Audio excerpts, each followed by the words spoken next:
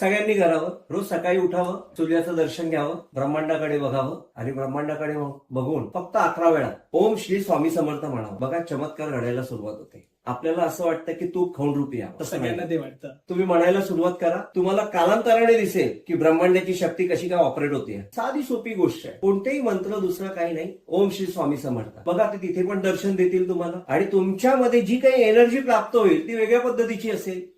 सर्वस्वी देव आहे, सर्वस्वी परमेश्वर आहे, पण त्याला कर्माचा सिद्ध शकतो. म्हणजे कर्माचा सिद्धांत लागतो त्याला.